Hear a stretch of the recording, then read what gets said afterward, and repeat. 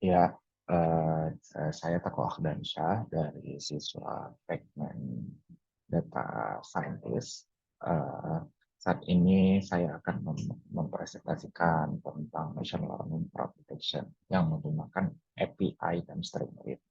Nah, data yang akan digunakan yaitu data transaksi kartu kredit, data sintetis yang di mana ada beberapa eh, ada beberapa ada beberapa baris, yaitu sekitar 6.300 sekian, dan 11 kolom. Nah, 11 kolomnya yaitu ada step menggambarkan satuan waktu dalam dunia nyata. Dalam kasus ini, satu langkah step adalah setara dengan 1 jam. Total langkah dalam data ini sebanyak itu 744 dalam simulasi sebulan. Nah, dengan kata lain, fitur step ini memberikan informasi tentang seberapa jauh atau seberapa lama simulasi transaksi yang telah berlangsung.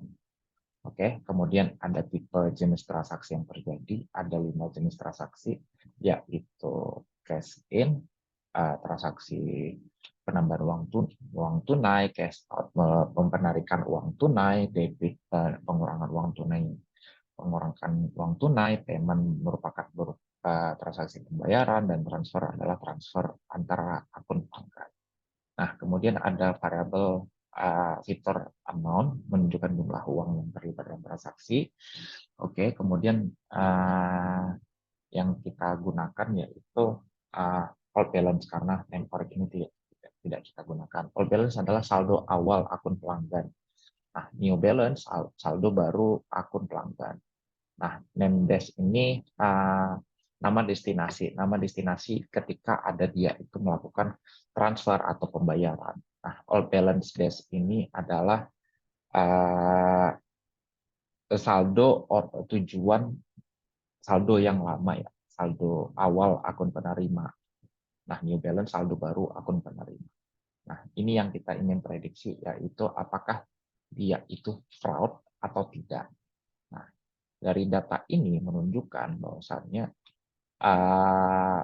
banyaknya orang yang diindikasikan tidak fraud, tetapi hanya fraud itu hanya 0,12%.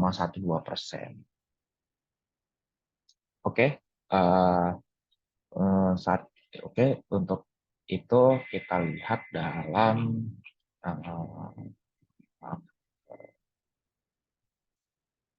dalam workflow-nya seperti apa. Ini berikut adalah link GitHub-nya. Oke, di sini nanti adanya file helper.py yang kode itu berisi fungsi-fungsi yang diperlukan. Oke, dan training.py. Nah, tahap ini pengembangan model machine learning itu langkah-langkahnya di antara lain. Ya, terus menyiapkan dengan download data dari Google Drive dengan size sebesar 470,7 MB. Ya, kenapa harus pakai download? Karena di GitHub tidak bisa dicantumkan file sebesar ini. Jadi alangkah lebih baiknya kita pakai Google Drive. Nah, kemudian datanya itu nanti akan di-split di train, file, dan testing. Kemudian pre-processing dilakukan yaitu seperti one hot encoding saja. Nah, dalam kasus ini untuk machine learning proses ini kita hanya melatih model menggunakan algoritma XGBoost, yang sebenarnya dalam artikel ini dilakukannya ada beberapa model yang dilakukan, yaitu logistik dan lainnya, tapi tidak dilakukan semuanya karena ada keterbatasan waktu dan juga akan lama untuk dilakukan training. Karena XGBoost sendiri sudah begitu lama untuk di-run-nya. Nah, kemudian setelah didapatkan ini, ketika dia melatih model ini, dia melakukan tuning, kita tuning dia pakai random search, kemudian mendapatkan parameter optimal, kemudian modelnya disimpan ke dalam file pickle atau serialisasi.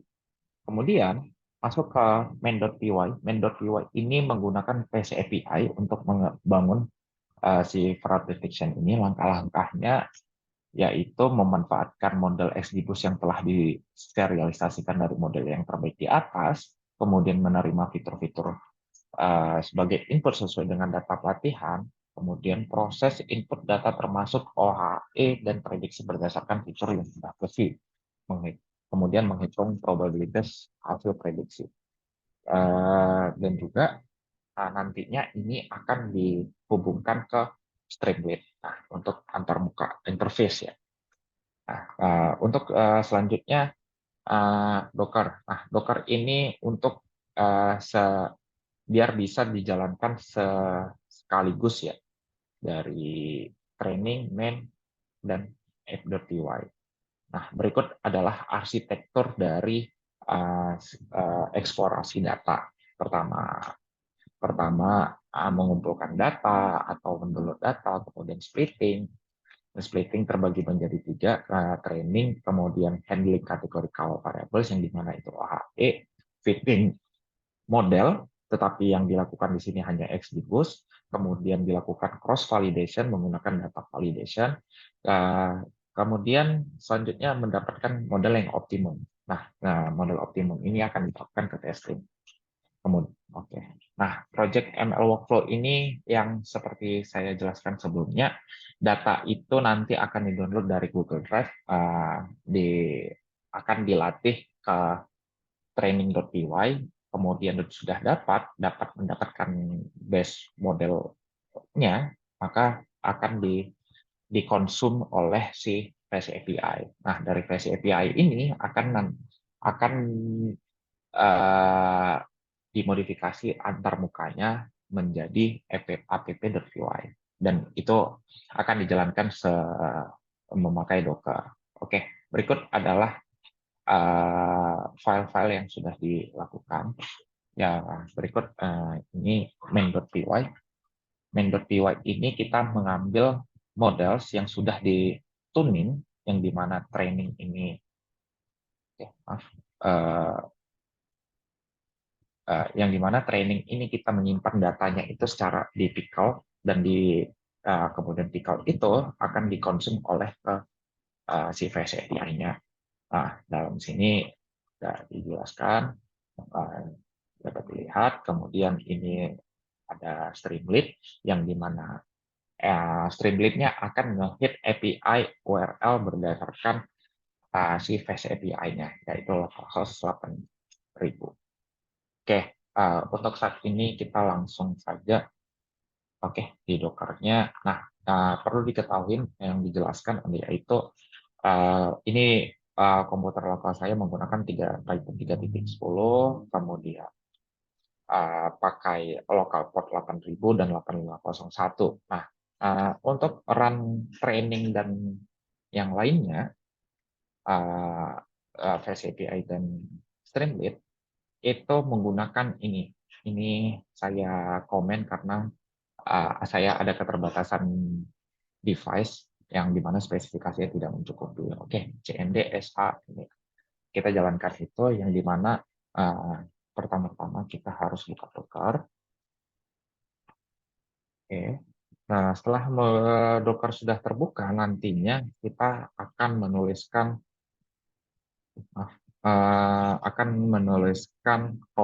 sintaks seperti ini. Ini local host port untuk si API-nya, dan kita juga jalankan 8501 untuk yang di Streamlit-nya. Oke, berikut ini adalah nama kontainer si image si Docker-nya. Nah, di sini sudah di-build ML project karena ketika belum di-build akan memakan waktu yang lama. Oke, ya tunggu sebentar.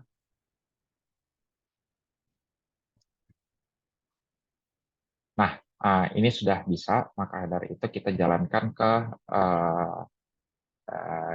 ke localhost. Ini untuk tampilan Fast API-nya, kemudian ini untuk Streamlit. Nah, ini berikut adalah tampilan Streamlit ya.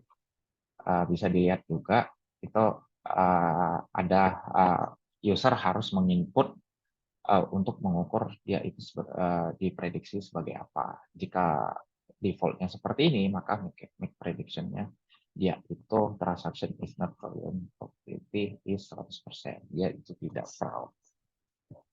Oke, mungkin itu saja yang bisa saya presentasikan. Sekian, terima kasih.